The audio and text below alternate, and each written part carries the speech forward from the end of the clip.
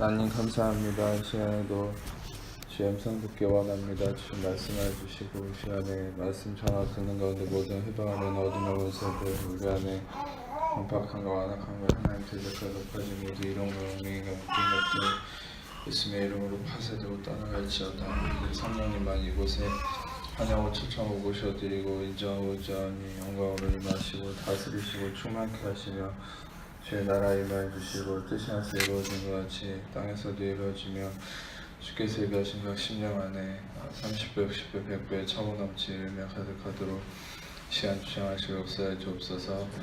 빛 가운데 대신 예수님의 그 이름만 증거되어 계시되고 나타나시고 드러나시고 원하오니 예수님 홀로 영광 받으시고 찬양 받아 주옵소서. 모든 영광과 존귀와 찬양을 예수님의 그 이름에만 올려드리오니 예수님 영광 받아 주옵소서. 감사합니다. 예수님만이 계시되고 드러나시고 나타나시기 원하오니 주님 홀로 영광 받아 주옵소서. 모든 영광을 예수님의 이름에만 올려드립니다. 감사 찬양과 영광 올려드리오니 예수님 홀로 영광 받아 주옵소서. 모든 영광을 예수님께만 올려드립니다. 감사합니다. 예수님 홀로 영광 받아 주옵소서. 모든 영광을 주님께 올려드리며 우리 사랑하시는 예수님 이름으로 기도합니다. 네. 오늘은 우리가 전에 이제 로마서 11장까지 했는데 제가 준비하는 가운데 성령님께서 좀 말씀의 방향을 다른 쪽으로 오늘은 나누라는 감동을 주셔서 좀 다른 말씀을 나눠야 될 것 같습니다. 그래서 또 이렇게 얼핏 보니까 오늘 또 새로 오신 성도분들 중에서는 또 오늘 이 말씀이 굉장히 필요할 것 같다는 생각이 들었고, 그래서 또 기존에 이렇게 로마서를 계속 같이 못하셨던 분들도 있는데 오늘 한번 하나님 주시는 이 말씀으로 다시금 여러분들의 마음을 새롭게 하고 그 다음에 이제 나누라는 마음을 또 주셔서 말씀을 좀 다른 쪽으로 나눌 건데 불만 없으시죠?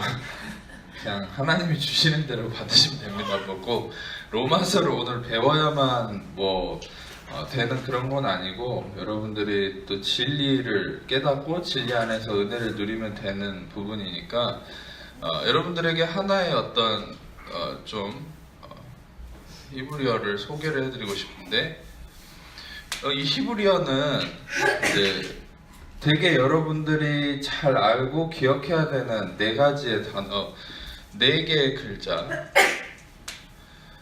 이거를 이제 보통은 테트라그라마톤, 네 개의 거룩한 글자 이렇게 얘기를 합니다. 그리고 전에도 소개를 하고 언급한 바가 있지만 이 네 개의 글자는 보통 유대인들이 이렇게 쓰기를 힘들어하고 두려워하는 글자입니다. 이 네 개의 글자의 어떤 의미가 무엇이냐? 그것은 유대인들이 왜 이거를 쓰기 두려워하느냐? 이거 자체를 중심으로 여러분들에게 말씀을 좀 나누고 싶어요. 이거는 히브리어 유드라는 말과 해, 바브, 해 이렇게 네 개의 글자인데 이거를 이제 네 개를 합쳐서 뭐라고 여러분 보통 읽냐면 이제 여러분이 잘 아시는 야훼라고 읽습니다. 이제 여호와는 저호바라는 말이고 저호바는 원래 이거를 히브리어를 라틴어식으로 발음을 해서 영어로 바뀐 게 저호바인데 이 저호바는 원래 영어식 표기라서 여호와라는 말은 정확한 이 발음이 아니에요. 그래서 우리나라 성경에 여호와라고 하는 거는 원래 발음은 아니고 전에도 소개했듯이 야훼가 정확한 히브리어 발음이에요. 옛날에 조윤기 목사님이 처음으로 야훼라고 발음했다고 심지어 이단이라고 하는 사람도 있었는데 그건 좀 잘 모르시는 거고 원래 히브리어 정확한 발음은 야훼입니다. 근데 이제 보통 여러분들은 이 야훼라는 이름을 들으면은 어떤 개념이 떠오르십니까? 보통 이제 우리가 이 야훼라는 이름을 되게 거룩하게 생각해요. 그리고 하나님이다, 야훼다 헷갈리는 사람도 많아요, 실은. 근데 여러분들이 실상 괜찮습니다. 그 얘기 떠들어도 실상 이 야훼라는 이름에 대해서 보통은 이제 두려운 마음, 또 경건한 마음 이런 식의 개념을 많이 갖는데 여러분들에게 이 야훼라는 말에 대한 어떤 정확한 의미를 좀 설명을 해드리고 싶은 것이죠. 여러분들은 이 야훼라는 이름을 떠오를 때 보통 전통적 신앙 안에서는 야훼는 그냥 두려운 분이고 내 삶과 어떤 관련이 있다 치면은 그냥 이 야훼는 내 기도에 응답하고 나를 돕는 분이다. 실은 그런 쪽으로 많이 생각을 한단 말이에요. 그리고 실상 이 야훼랑 예수님의 관계가 무엇이냐? 단순히 성부, 성자, 성령의 관계에서 야훼는 하나님이고 예수님은 아들이다. 이런 식의 개념으로 많이 생각을 합니다. 그런데 여러분들에게도 말씀드렸듯이 이 야훼라는 이름이 언제 처음 등장하고 이 야훼라는 이름이 우리에게 어떤 의미가 있는지를 깨닫는 것이 엄청나게 다른 것이에요. 실상 우리들은 원래 물론 당연히 예수님을 통해서 하나님에게 이르고 예수님을 통해서만 구원에 이르는 건 정확하게 맞는 진리지만 실상 여러분들 예수님이 하신 아주 놀라운 진리의 사역 중에 하나가 이 야훼를 어떻게 드러내느냐. 그래서 예수님이 이 땅에 오셔서 우리에게 구원을 이루러 오셨지만 실상 그 예수님은 자신을 통해서 온전한 야훼를 드러내기 원하셨어요. 예수님은 그 당시에도 뭐라고 말씀을 많이 하셨냐면 너희가 성경도 오해하고 하나님도 오해했다 이런 말씀을 복음서에 자주 하시거든요. 그 말은 뭐냐면 그 당시까지만 해도 많은 사람이 율법의 저주와 죄악에 빠져서 하나님을 오해하고 있었다는 거죠. 그 말은 즉 하나님을 오해했다는 건 야훼를 오해했다는 말이에요. 또 다른 히브리어는 쓰지 않겠지만 야훼와는 다른 하나님의 이름이 하나가 더 있죠. 엘로힘이라는 말입니다. 원래는 엘로아가 이 단수인데 엘로힘 임자가 들어가는 미음자가 들어가는 건 다 복수형입니다. 그래서 엘로힘이라는 전능자 그래서 이런 표현을 여러분들이 들어보셨을 거예요. 엘로힘은 하나님이고 야훼는 야훼입니다. 이게 무슨 차이가 있느냐? 그거는 이따가 설명이 되면 하도록 하고 엘로힘은 복수로서의 하나님, 그러니까 성부, 성자, 성령을 나타내는 복수로서의 하나님을 엘로힘, 보통 전능자의 의미로 많이 써요. 그 다음에가 야훼.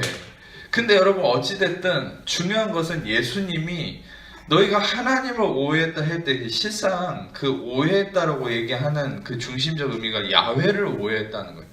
보통 엘로힘은 그 당시에 유대인들도 잘 이해하고 있었어요. 하나님은 전능한 분이고 율법주의자들 또 홍해를 가르고 인도하신 그 전능자로서의 하나님, 정말 죄에 대해서 저주하고 심판하시고 악한 자를 도말하시는 그런 하나님, 그게 바로 전능자로서의 엘로힘이거든요. 아시거나 이 엘로힘은 원래 근본 의미는 창조주라는 의미입니다. 창조주로서의 다스리고 통치하고 힘 있는 하나님, 그게 엘로힘이에요. 근데 이 부분에 대해서는 많은 유대인들도 이해하고 그것을 따르고 있었어요. 그런데 이 유대인들이 율법에 매여서 누구를 오해하고 있었느냐? 무엇을 가장 이해하지 못했냐? 야훼를 이해하지 못하는. 심지어는 아까도 얘기했듯이 이 야훼라는 이름을 쓸 때 그들은 야훼를 쓰지 못해요. 보통 my lord 해서 나의 주님 이렇게 표현할 때 그 주님이라는 건 높은 사람을 극존칭할 때 쓰는 말이잖아요. 근데 인간형 주님이라는 히브리어는 아돈이라고 합니다. 그냥 아돈. 근데 신적인 주인님 할 때는 아도나이 이렇게 표현을 쓰거든요. 그래서 그 사람들은요, 야훼라고 이름을 바로 못해. 지금도 이스라엘에 가서 유대인들한테 이렇게 얘기를 해보세요. 야훼라는 이름을 못 꺼냅니다. 그냥 아도나이라 그래요. 그냥 야훼를 아도나이라고밖에 표현을 못해요. 왜냐? 이게 너무 두려운 일을 잘못 쓰다가 자기가 저주받아 죽는다고 생각해. 왜? 자기는 죄인이니까 이렇게 생각한단 말이야. 다시 말해 이거 글자를 굳이 써야 된다. 그러면 목욕을 한 두세 번 하고 와서 때가 하나도 없이 밀고 와서 쓰는 게 야훼입니다. 그만큼 자신의 어떤 그 경건성과 자신의 거룩함의 척도로 대하는 게 이 야훼의 이름이라는 거예요. 그것이 바로 잘못된 거죠. 그래서 그들은 그 기준으로 예수님을 대했을 때 예수님이 손 안 씻고 먹는다고 막 정죄하고 안식일에 병 고친다고 정죄하고, 왜냐하면 그들은 모든 것을 경건함에 자신의 깨끗함과 경건함의 기준으로 되어 있기 때문에. 실상 우리가 본질을 살짝 얘기하면 우리는 우리의 경건함의 기준으로 하나님께 나아가는 게 아니라 하나님 그분의 선하심의 기준으로 나를 대하는 거죠. 아멘. 예, 아멘. 아멘. 여러분들이 복음이라는 거는 나의 기준이 아니라 하나님의 기준으로 우리가 나를 대하는 거예요. 복음은 여러분 자신을 떠나야 되는 거예요. 복음은 여러분들이 맨날 그 잘 외우는 갈라디아서 2장 20절 있잖아요. 내가 그리스도와 함께 십자가 못 박혀 죽었나 이제는 내가 산 거다 오직 내 안에 그리스도께서 사신 것이라. 또 보세요. 내가 산 것 아니 오직 내 안에 그리스도께서 사신 것이라. 이제 내가 육체 가운데 사는 것은 나를 사랑하사 나를 자기 몸을 보신 하나님의 아들을 믿는 믿음 안에 사는 것이라. 아멘. 요게 복음이에요. 복음은 여러분들한테 있어서도 매번 설명하지만 기쁜 소식이 복음이잖아요. 기쁜 소식이라는 게 나한테 근거를 두면 뭐가 기쁩니까? 예수님은 나한테 육신을 두셨죠. 영은 구원이 입었고 새로운 피조물이 됐지만 여전히 썩어갈 육신을 내버려 두셨어요. 아직까지는. 근데 그 육신을 기준으로 사는 게 무슨 복음이겠어요? 어제 은혜 받아도 오늘 은혜 받아도 바로 다음에 넘어지는 게 내 육신인데 그게 근거가 되면 그게 복음이겠어요? 그게 좋은 소식입니까? 아니에요. 여러분들이 듣고 알아야 될 복음이라는 건 나를 떠나는 거예요. 내가 근거가 되지 않는 거예요. 그것만으로도 좋은 소식이에요. 아멘. 그래서 여러분 복음이라는 걸 여러분이 이해할 때 우리는 복음이 절대 나에게 기준되는 게 아니다. 내가 아니다. 바로 모든 것에 있어서 완벽한 선함이신 도부, 좋았더라. 모든 선함, 아가토스, 칼로스 모든 것의 근본이 좋은 근본이신 예수 그리스도가 나의 기반이 되는. 그래서 내 행함이나 나의 어떤 죄악이나 나의 어떤 허물이나 잘못됨이 기준이 아니라 예수님의 피 흘림, 예수님의 선하심, 예수님의 온전하심이 나의 근본이 되는 거. 그게 좋은 소식이고 복음이다라는 거야. 아멘. 그래서 여러분들이 교회를 30년, 40년, 50년 뭐 아무리 성경 공부를 많이 해도 이 복음을 알지 못하면 안 되는 거예요. 실상 이것이 아주 단순한 진리. 그러니까 아주 안타까운 것 중에 하나가 많은 이 사람들은 진리를 너무 빌빌 꽈놨어요. 그러니까 진리는 되게 쉽고 단순한 거거든요. 근데 진리를 너무 복잡하게 만들어놨어요. 진리는 어느 정도로 쉽냐면 예수님이 이 땅에 왔을 때 많은 사람들은 진리를 알지 못했어요. 근데 예수님이 그런 얘기 했죠. 내가 곧 길이요 진리요 생명이 나로 말미암지 않고 아버지께 올 자가 없다. 그 진리가 너를 자유케 한다. 근데 그 진리가 뭐냐면 하나님이 나다 이렇게 얘기했어요. 예수님이 하나님이 나야. 근데 많은 사람들이 이 단순한 진리를 못 받아들이는 거예요. 여러분 지금도 그래요. 예수님이 하나님이다. 이거 못 받아들이는 거예요. 어떤 면에서 왜 예수님이 하나님이라는 거 저는 믿는데요 이렇게 얘기할 수 있지 않습니까? 근데 왜 제가 이런 좀 파격적인 얘기를 하냐면 왜 예수님이 하나님이라는 걸 사람이 못 받아들인다고 얘기하냐면 아까도 얘기했듯이 하나님과 예수님을 분리해서 생각하는 거예요. 많은 유대인들이 지금부터 들으면서 스스로를 점검해 보세요. 야훼랑 예수님을 분리해서 생각했다는 거예요. 예수님은요, 여러분 제가 조금 결론적인 거를 섞어서 얘기해도 이해해 주세요. 결론적으로 얘기하려고 하는 게 뭐냐면 야훼가 예수님이에요. 야훼가 바로 이제 히브리어식으로는 예슈아, 야훼가 예슈아입니다. 그래서 여러분 이게 이제 결론적으로 우리에게 하나님 계시하고자 하시는 진리예요. 실상 예슈아를 통해서 야훼에게 이르는 거죠. 그래서 참된 구원에 이르는 거예요. 근데 유대인들은 율법에 가려서 이 야훼랑 예수님을 이렇게 분리시켰어요. 예수님은 예수님이고 야훼는 야훼고. 그래서 많은 사람들이 예수님을 통해서 하나님에게 이르지 못한 사람이 많죠. 결국 이게 근본적 진리입니다. 근데 이 진리를 받아들이지 못하는 거죠. 왜냐하면 너무 복잡한 게 많은 거예요. 왜입니까? 예수님이 야훼다, 예수님이 하나님이다, 이 진리를 받지 못하고 어떻게 보통 생각하냐면 구원에 이르는 예수님은 나의 경건함의 척도다. 보통 여러분들에게 좀 강하게 도전하고 싶은 게 뭐냐면 여러분들 스스로조차도 정말 예수님을 있는 그대로 예수님으로 받아 누리고 있습니까? 정말 나의 생명의 양식이고 피가 되시는 그 예수님 그 자체로 받아들이고 있습니까? 아니면 그 예수님조차도 나의 어떤 경건함의 척도나 나의 잘잘못으로 다가가고 있지 않습니까? 예수님이 이 땅에 오셔서 너희가 손을 씻고 목욕 재개하고 나를 먹어라 이렇게 얘기하지 않았어요. 그냥 나를 먹어라, 나를 마셔라, 그러면 산다, 이렇게 얘기했죠. 나를 통해서만 하나님에게 이른다, 이렇게 얘기했죠. 근데 아까도 얘기했죠. 유대인들은 율법의 저주 아래서 이 이름 자체를 어떻게 사용한다 했습니까? 자기 경건함의 어떤 기준으로 이 이름도 쓰고 이름을 감히 부르지 못한다. 항상 모든 게 기준에 자기에게 있어요. 율법은 그래요. 근데 은혜는 자기에게 없어요. 그러니까 조건 없이 부어지는 거예요. 모든 사람이 죄를 범하였으면 하나님 영광에 이르지 못하되 그리스도 예수 안에 있는 속량으로 말미암아 하나님 은혜로 값없이 의롭다 하심 얻은 자 되었다. 은혜로 값없이 의롭다함을 얻었다. 여러분 이제 처음 참여하신 분들은 조금 어려울 수 있어도 그냥 이 자체가 진리이기 때문에 들으시면 여러분한테 큰 힘이 될 겁니다. 그래서 여러분들에게 조금 이렇게 돌아가는 말이 됐지만 이 뭡니까? 설교 파일을 나중에 계속 유튜브에서 들어보세요. 반복해서 듣다 보면은 깨달음이 있을 거예요. 그래서 중요한 건 진리는 야훼가 예수고 예수가 야훼다. 근데 이거를 유대인들은 받아들이지 못하고 그 진리를 비빌까 지금도 진리를 너무 복잡하게 만들었어요. 단순한 진리는 예수님이 하나님이고 그 말은 즉 좋은 소식이란 나를 떠나는 거고 나에게 기준 두지 않는 거다. 그 말은 뭐냐면 예수님 그 자체의 기준을 두는 거예요. 예수님 그 자체의 기준을 두지 못해서 예수님을 받아들이지 못했던 거예요. 지금은 제가 구두로 좀 설명하고 있다 말씀을 근거로 좀 찾아보도록 하겠습니다. 그래서 이제 여러분들에게 아까 설명했던 이 야훼라는 이름이 어떤 영향을 주는 것인가. 이제 처음에 설명했던 엘로힘과 야훼의 차이점이 있습니다. 창세기 1장에 등장하는 엘로힘, 창세기 1장의 창조주로서 크리에이터로서 등장하는 이름은 엘로힘이에요. 이 엘로힘이 창세기 2장 3절까지 엘로힘이 계속 등장해요. 근데 재밌는 거는 창세기 2장 3절까지 등장하지 않는 이름이 하나인데 그게 야훼입니다.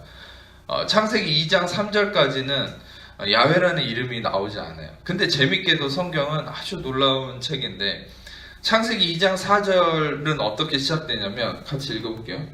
오늘 본문 말씀이기도 한데 창세기 2장 4절을 같이 읽겠습니다. 시작. 이것이 천지가 창조될 때 하늘과 땅의 내력이니 여호와 하나님이 땅과 하늘을 만드시던 날에. 참고로 저랑 말씀을 나눌 때는 스마트폰으로 하셔도 좋습니다. 굳이 성경책 안 가져와도 뭐라 안 할게요. 왜냐면 말씀을 많이 찾아볼 건데 그거 띠적거리고 있을 시간보다 그냥 스마트폰으로 검색해서 이렇게 하는 게 더 빠르니까 그런 걸 활용하셔도 됩니다.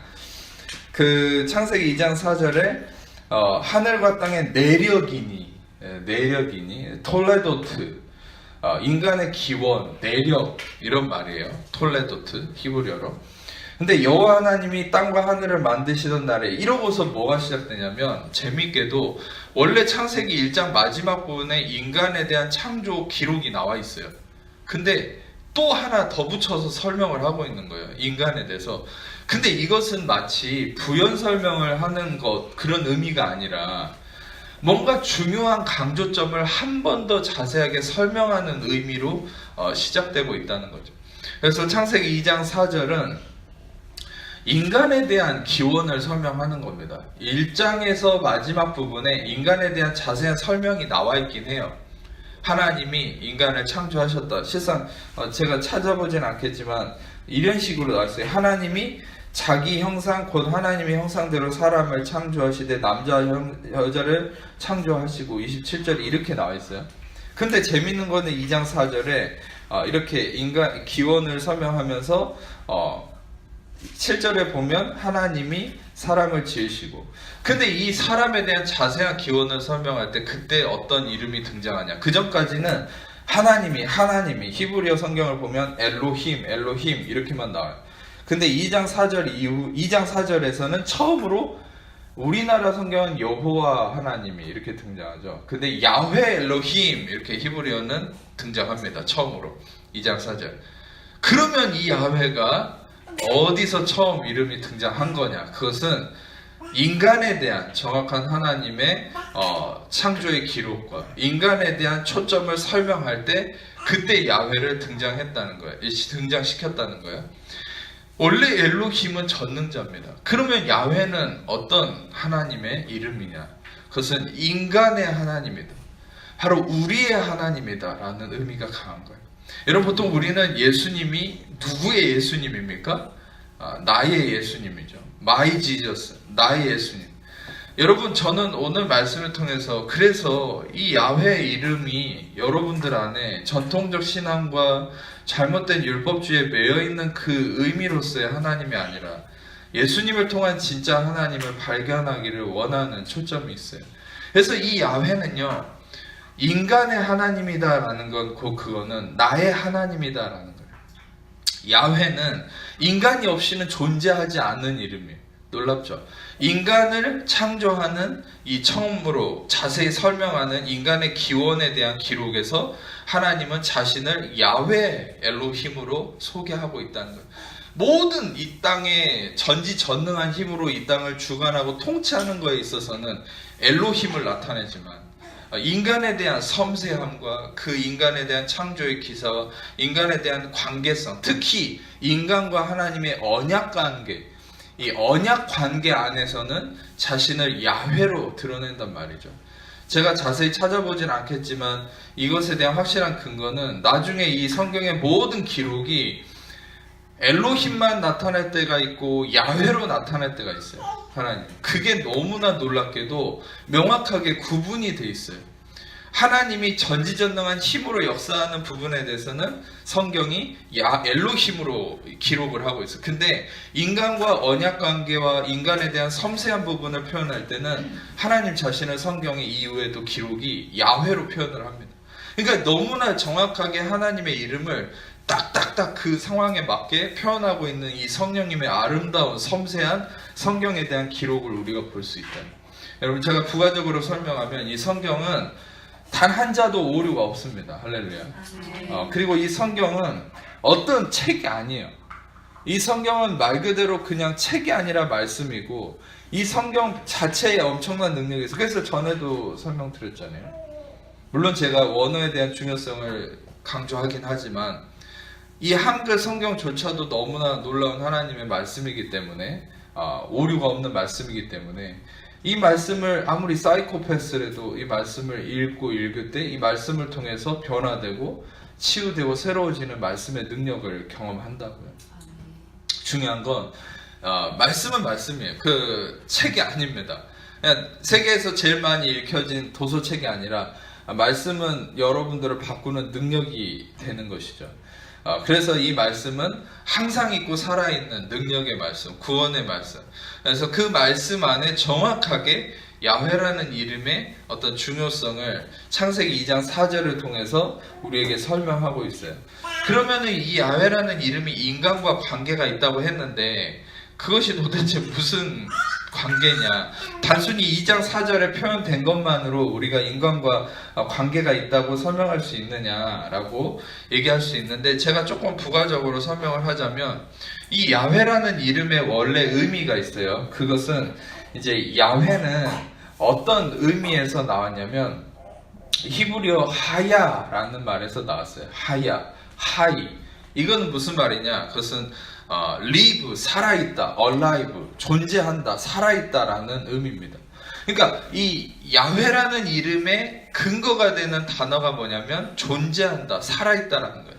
여러분, 말씀을 하나 찾아보자면 마가복음 12장 27절, 마가복음 12장 27절을 같이 읽어볼게요. 이후에는 조금 성경을 자주 찾아볼 수 있으니까 그냥 다 안 찾으셔도 빨리 찾으신 분만 같이 읽겠습니다. 하나님은 죽은 자의 하나님이 아니요 산 자의 하나님이시라 너희가 크게 오해했도다 하시니라. 보세요. 하나님 오해했다고 그러죠. 중요한 거는 여기서 핵심이 되는 건 하나님은 산 자의 하나님이다. 왜냐하면 야훼라는 이 이름 안에는, 엘로힘은 솔직히 엘로힘이라는 이름 안에는 뭐 하야라는 이름, 살아있다라는 의미가 없어요. 그냥 야훼라는 이름 안에만 하이, 하야, 이 살아있다, 존재한다는 의미가 있는 거죠.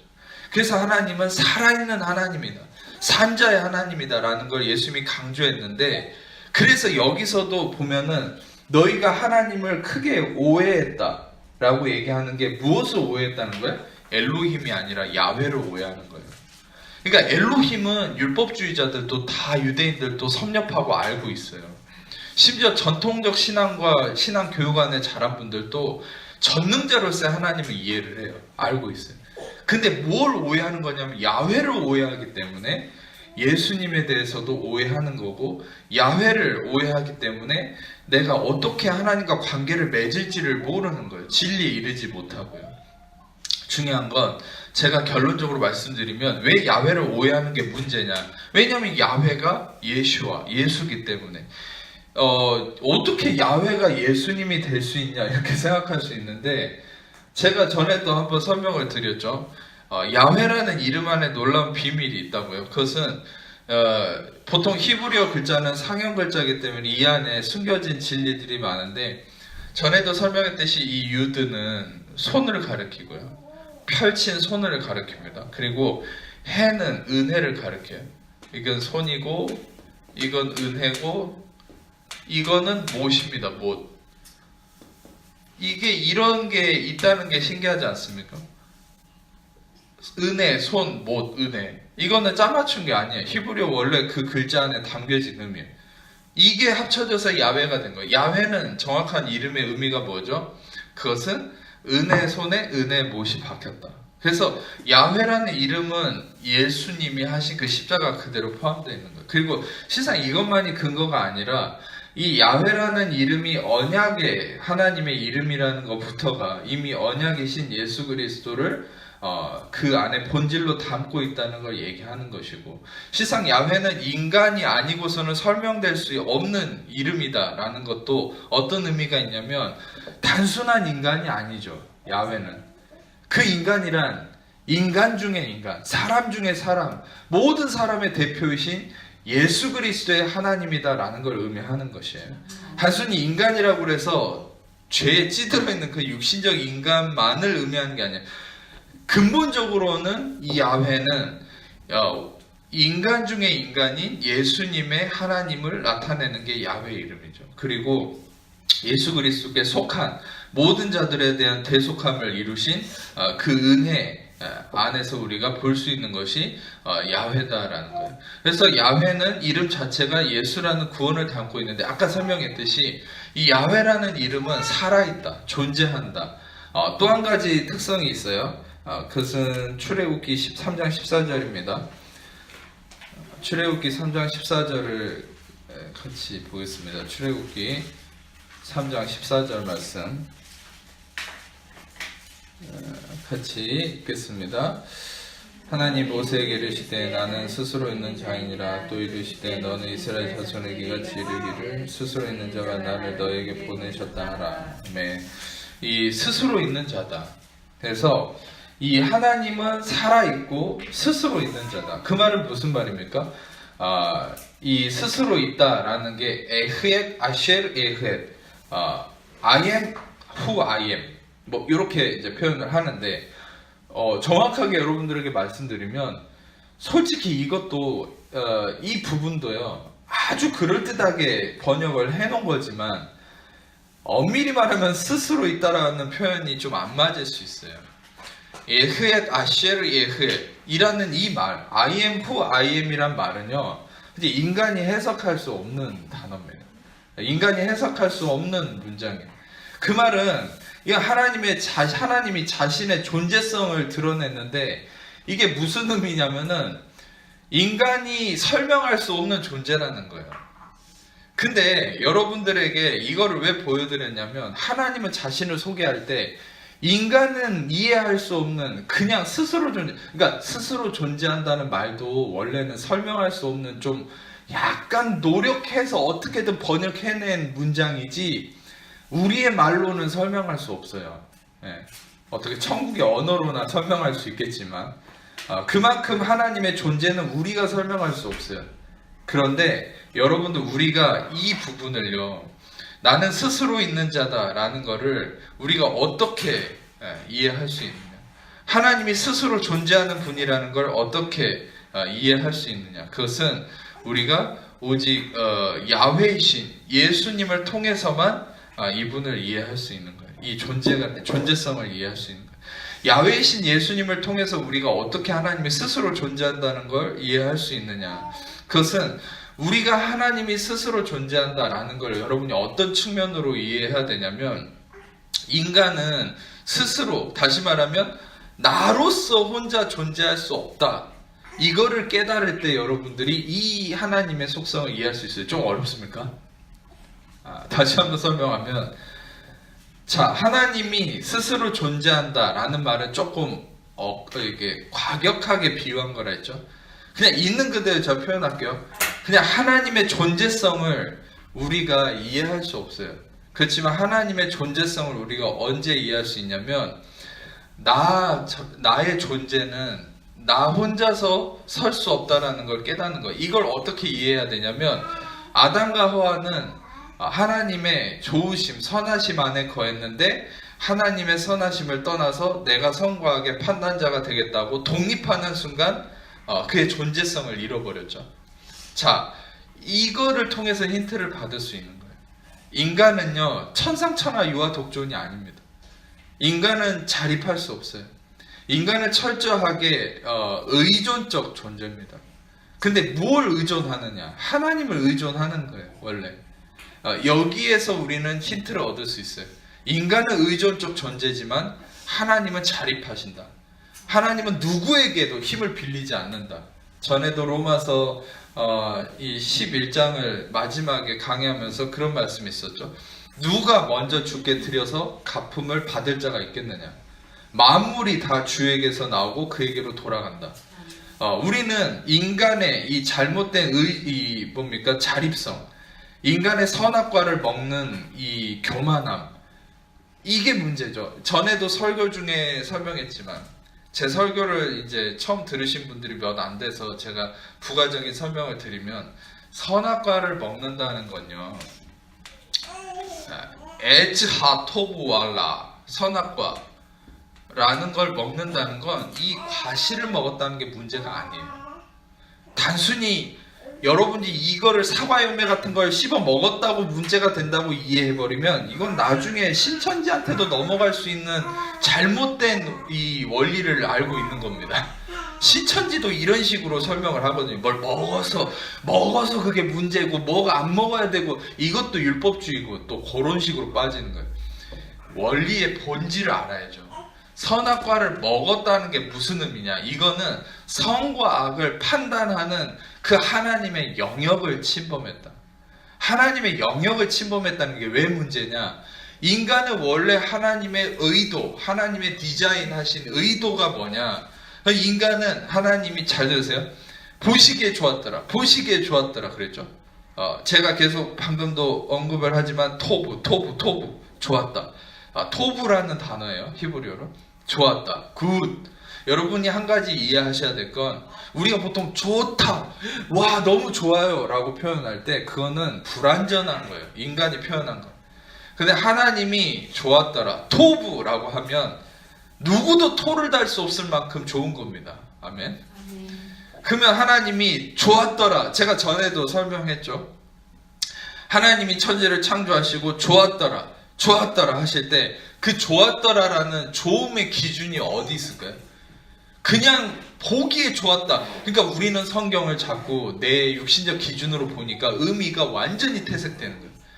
성경 말씀을 하나님의 기준으로 볼 수 있어야 되는데, 그게 뭐냐면, 하나님이 좋았더라 할 때 그 좋았다는 건 절대적 기준에 좋은 건데, 그 좋음이 어떤 기준이냐? 바로 창조 때, 여러분들 그거 아시죠? 창조 때 하나님은 혼자 창조하신 게 아니죠. 엘로힘이 창조하셨죠. 엘로힘은 복수라고 그랬죠. 성부, 성자, 성령이 같이 창조한 거죠. 제가 여기에 대한 부연 설명을 하나 잠깐 좀 드리고 싶은데, 요한복음 1장 1절에서 5절 말씀, 요한복음 1장 1절에서 5절 말씀을 같이 읽겠습니다. 시작. 태초에 말씀이 계시니라. 이 말씀이 하나님과 함께 계셨으니 이 말씀은 곧 하나님이시니라. 그가 태초에 하나님과 함께 계셨고 만물이 그로 말미암아 지은 바 되었으니 지은 것이 하나도 그가 없이 된 것이 없느니라. 그 안에 생명이 있었으니 이 생명은 사람들의 빛이라. 빛이 어둠에 비치되 어둠이 깨닫지 못하더라. 자, 이 말씀 1절에서 5절까지를 보면은 너무 명확하게 얘기하고 있죠. 1절에서 태초에 말씀이 계시니라. 이 말씀은 예수님을 얘기합니다. 이 로고스, 예수님. 근데 예수님이 태초에 하나님과 함께 계셨고 만물이 그로 말미암아 지은 바 되었으니 지은 것이 하나도 그가 없이 된 것이 없느니라. 아멘. 그래서 여러분들 보통 우리는 예수님이 바로 창조주 그분이라는 것도 우리가 이해할 수 있어야 돼요. 그러니까 다시 말하면 예수님은 창조 때 함께 하셨어요. 구원은 이미 존재했어요. 구원은 여러분들 이걸 오해하지 마세요. 그러니까 이 오해가 여러분들로 하여금 큰 이 오류에 빠지게 하는데, 인간이 죄를 짓고 예수님이 예비된 게 아니에요. 예수님이 이미 창조 때 함께 하셨어요. 아멘. 그게 이미 이 말씀이 반증하고 있잖아요. 그리고 중요한 거는 창조하시는 그 하나님이 복수라는 것도 성자가 함께 했다는 거고, 중요한 건 이 예수님이 창조 때 함께 하셨는데 그게 무슨 의미냐. 또 한 가지 중요한 것은 좋았더라 할 때 그 토부, 좋았다는 게 뭘 근거로 하나님이 좋았다는 걸 기준을 삼으셨을까요? 하나님 눈에는요, 이 땅에 있어서 좋은 건 하나밖에 없어요. 하나님 눈에는, 그분 마음에는 모든 것에 좋은 것의 기준은 하나밖에 없어요. 그건 예수님입니다. 이걸 알아야 돼요. 여러분들이 그래서 이 자녀에 대한 마음도 하나님의 마음을 아주 조금이나마 흉내내서 주신 건데, 여러분들의 마음에 아무리 남편이 좋아도 아기를 낳는 순간 여러분의 마음을 차지하는 건 그 아기일 거예요. 남편이 아닐 겁니다. 그게 어떤 면에서 하나님과 아들의 관계를 하나님 심어준 거예요. 크게 나쁜 건 아니에요. 그게 물론 여러분이 남편과의 사랑이 제일 중요하지만 여러분의 마음을 온통 차지하는 건 애가 되는 거죠. 왜냐하면 그 애는 여러분 자신이에요. 여러분이 자녀를 사랑하는 거는 그냥 아들로서 딸로서 사랑하는 게 아니에요. 또 다른 자아입니다. 여러분의. 그래서 포기를 잘 못하는 거예요. 근데 또 한 가지 부연 설명을 드리면, 여러분이 여러분 자아기 때문에 그 자녀가 또 다른 제2의 나기 때문에 그 나를 포기하지 않고 하나님께 드리지 않으면 여러분들은 계속 자녀 때문에 고통스러울 수밖에 없어요. 그냥 나 자신을 포기하는 것도 복음이기 때문에, 나의 애를 통해서 뭔가를 이루려 한다면, 그 애를 내가 뭔가 조절하고 통제하려고 한다면 자기 의에 매이는 거, 그게 똑같은 원리. 자, 그래서 중요한 거는 하나님은 예수님이다. 그래서 하나님이, 예수님이 자기 마음에 꽉 차 있어요. 항상 모든 기준이 예수님이야. 하나님은. 여러분, 그냥 단순히 여러분이, 또 어떤 분들은 여러분의 기준으로, 여러분 아들, 딸 생각하는 기준으로 하나님 생각하면 안 돼요. 상상을 초월한, 우리는 상상할 수 없을 만큼 하나님은 예수님을 사랑할 뿐만 아니라 그냥 하나님 자신이 예수님이라니까요. 하나님의 마음에는 예수님밖에 없어요. 모든 기준이 예수님이에요. 모든 좋았다라고 하는 기준은 예수님이에요. 그래서 이 땅에 하나님이 천지를 창조하시고 좋았다라 하셨을 때 그 기준은 그냥 예수님이다라고 표현하는 거예요. 여러분 그거 아십니까? 제가 그게 그냥 방금 떠오르는데, 하나님은요, 좋았다는 단어를 모르실 거라고 생각해요. 그냥 하나님이 알고 있는 건 예슈아밖에 없어요. 그래서 좋은 걸 표현할 때 이게 예수다 이렇게 표현한 거랑 똑같은 거예요. 이해가 되십니까? 그래서 중요한 거는 좋았더라. 그때 그것은 예수님을 기준으로 삼는 거죠. 그래서 모든 좋은 것의 기준이 예수님이고, 원래 인간은 그러면 어떤 존재냐? 예수님 안에 있는 존재라는 거예요. 원래 아담과 하와는 예수님 안에 있었어요. 이 좋으심, 선하심 안에 있었어요.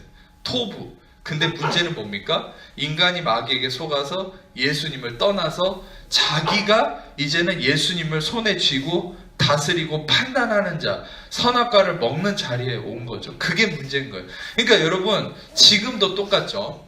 자, 이거를 복음과 연관해서 잘 생각해 보세요. 우리는 예수님을 믿는다고 하지만 중요한 건 구원받고 천국은 가요. 그런데 삶 속에서 왜 예수님과 상관없는 저주 악함 속에 문제에 휘말리는 삶을 살아갑니까? 그거는 똑같아요. 예수님 안에 머물러 있지 않고 선악을 판단하는 자리에 오르는 거죠. 그게 뭡니까? 갈라디아서 5장 4절의 말씀이죠. 율법의 행위로 의롭다함을 얻으려 하는 너희는 그리스도에게서 끊어지고 은혜에서 떨어졌다. 그 말은 뭡니까? 내가 선악의 판단자가 되고 옳고 그름의 판단자가 되고 내가 율법의 행위로 나아가면 그리스도에게서 끊어진다. 그리스도의 영향력에서 벗어난다. 그 말은 뭐예요? 아담과 하와처럼 하나님의 선하심을 벗어나서 이제는 내가 판단자가 되는 순간 수치와 두려움에 빠져서 저주에 매이는 자가 된다. 그게 아담과 하와의 실존이었는데 그게 갈라디아 교회에 그대로 은혜 받은 크리스천들 안에 그대로 일어난다는 거예요. 구원은 은혜로 받았는데 또 은혜를 경험했는데 다시 내가 선악의 판단자, 옳고 그름의 판단자, 내가 무엇의 주관자가 되려고 해서 그 노력함으로 살다가 그리스도를 잃어버린다는 거예요. 하나님의 선하심을 잃어버린다는 거예요. 이게 선악과를 먹는다는 삶의 정확한 의미예요. 그래서 여러분들은 선악과를 단순히 유년부 주일학교에서 설명하듯이 선악과 먹었으니까 죄지었다 요런 개념에만 빠져 있으면 여러분 아무것도 성경을 이해 못하는 거예요. 제가 목사들 욕을 안 하려고 노력하지만 목사들이 이렇게 무식하게만 설교를 하니까 성도들은 아무런 복음의 진리를 알지 못하는 거예요. 예. 목사들, 사역자들이 왜 무식하다고 제가 얘기하는 줄 아세요? 지식이 없어서 무식한 게 아니에요. 자기의 지식에 매여 있으니까 무식하다고 얘기하는 거예요. 진리에 이르는 지식. 여러분, 제가 참고로 설명하면 유대인 랍비들이요 얼마나 똑똑하고 지혜롭고 심지어 이 지혜 문서인 탈무드라고 하는 것들을 수만 번 읽고 얼마나 노력하고 공부하는 줄 아십니까? 그런데 그들은 무식해요. 왜입니까? 진리에 이르는 지식이 없거든요. 생명에 이르는 지식이 없거든요. 여러분, 유식하고 무식하고의 기준은요 뭘 많이 아는 게 중요한 게 아니에요. 제가 얘기하는 이런 거 몰라도 돼요. 이런 히브리어 글자를 아는 게 중요한 게 아니에요. 아까도 얘기했듯이 진리에 생명에 이르는 지식이 있어야죠. 성경 구절을 많이 외우는 게 실은 중요한 건 아니에요. 여러분들이 성경 말씀을 막 저처럼 막 딸딸 못 외워서 나는 목사님만큼 유식하지 못해요 이런 식으로 표현할 필요 없어요. 여러분들은 진짜 유식한 사람 됐어요 이미. 왜? 오늘 생명에 이르는 지식을 들었잖아요. 중요한 건 아무리 성경을 많이 알고 신학 박사학위를 몇 개를 갖고 있어도 무식할 수 있고요. 그러나 한글도 잘 모르지만 진짜 그 나이 들고 농사 짓는 사람을 제가 무시하는 건 아닙니다. 그러나 뭐 공부하는 거리가 먼 사람이라도 진짜 그 사람은 유식한 사람일 수 있어요. 왜? 진리에 이르는 지식을 알고 있다면. 근데 진리에 이르는 지식이 뭐냐는 거죠. 그게 바로 은혜이신 예수 그리스도의 복음을 알고 있는 거예요. 그래서 제가 말씀이 조금 많이 돌아왔지만 여러분 하나님의 기준은 이 예수님이고 그 예수님 안에서 인간이 이 선악과를 먹게 되는 일이 뭡니까? 하나님의 선하심을 벗어나는 거다. 자, 그러면 이게 왜 문제냐? 예수님이 바로 하나님의 선하심의 기준이고 하나님 자신인데 인간은 그 예수님 안에 머물렀어야 되는데 독립적 존재로 빠져나와서 지금도 예수님을 자꾸 빠져나오려고 하는 게 인간의 육신의 속성이에요. 근데 여러분 우리는 이 야훼이신 하나님과의 온전한 관계 안에서 하나님의 의로 다시 돌아가는 창세기 15장에 이르는 것처럼 아브라함이 하나님을 믿음에 그것을 의로 여기셨다. 아브라함이 그의 행함으로는 로마서 4장에 얘기하는 것처럼 자랑할 것이 없었지만 하나님이 그 아브라함에게 믿음을 주입하시고 하나님이 주신 믿음으로 아브라함이 우리가 마치 아브라함이 창세기 15장에 의롭다함을 얻은 이신칭의의 믿음은 우리가 구원받은 믿음과 동일한 거예요. 아브라함이 잘 믿으려고 노력해서 의로워진 게 아니에요. 우리도 우리의 믿음이 아닌 하나님이 선물로 주신 에베소서 2장에 얘기한 것처럼 아무도 자랑치 못하게 하려는 선물로 주신 구원에 주어진 믿음으로 말미암아 의에 이른 것처럼 아브라함도 하나님이 은혜로 선물로 주신 그 믿음으로 의에 이르렀다. 이것을 전에 설명했듯이 아멘, 이 믿었다라는 거 아멘이라는 거고 아멘은 사역동사라고 그랬죠. 사역동사는 누군가 타인이 주체가 되는 거라 했죠. 그래서 하나님의 믿음으로 아브라함이 의에 이르렀다. 할렐루야. 제가 부연 설명을 좀 이렇게 길게 하고 있는 이유는 뭐냐면 새로 오신 분들이 있기 때문에. 그래서 하나님의 믿음으로 의에 이르는 건데, 중요한 건 그 아브라함이 또한 자꾸 하가를 취하고 육신의 어떤 기준에 빠졌을 때 다시금 불의한 자로 드러났지만 하나님 끊임없이 그를 의로움으로 인도하셨다. 그것은 무엇 때문입니까? 아브라함이 하나님과 맺은 언약의 하나님이신 야훼가 그 언약 안에서 아브라함을 인도했기 때문에 포기하지 않고 그를 결국은 이루어내신 것처럼, 여러분도 어떤 실존임을 깨달아야 됩니까?